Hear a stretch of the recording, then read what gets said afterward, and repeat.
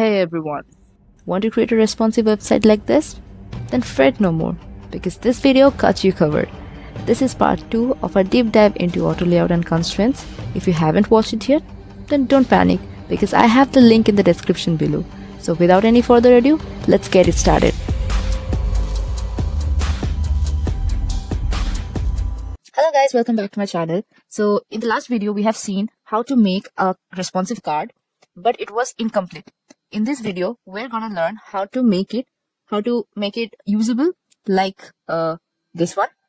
See, even the layout is changing. It's adapting to the size. Okay, so we'll try to make it just like this one. So we will make it just like the left one. Okay, so let's start. First, we'll set a limit to the card. For example, we do not want it to go lesser than 380. Okay, so we'll set the minimum width to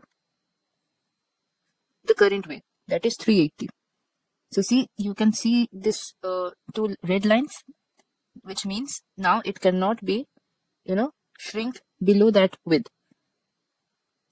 We will set the inside width, that is the width of this image, to something shorter than that.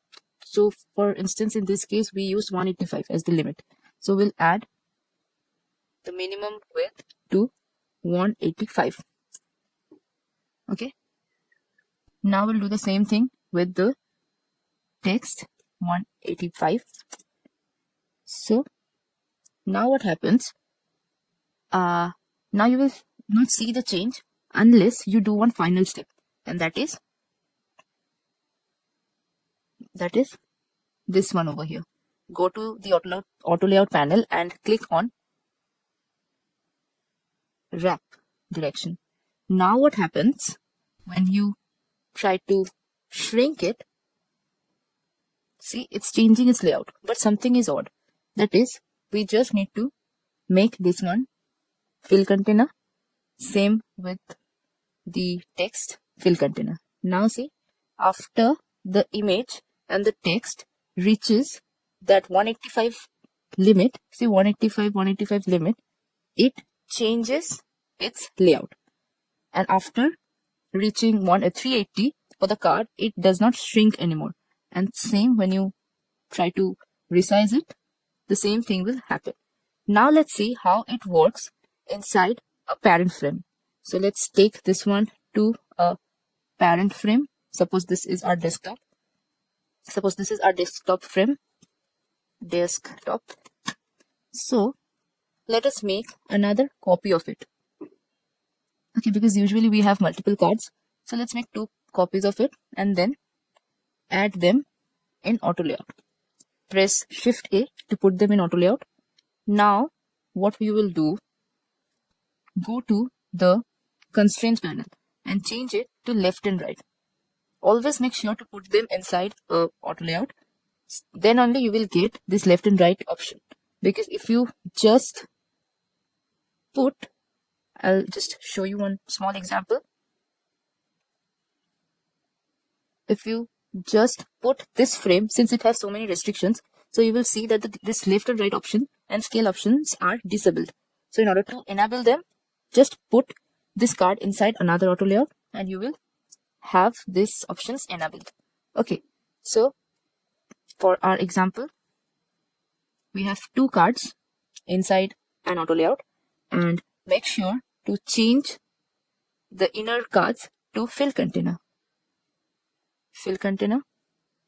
And now let's set the constraint to left and right. Yes. So let's see how it works. It's working fine. It's working the way we want it to. See, after reaching this cert. Okay, another thing, set the outer frame, that is this one. Let's rename it to card group. Let's set this to hub content. And again, set it to left and right. So you see.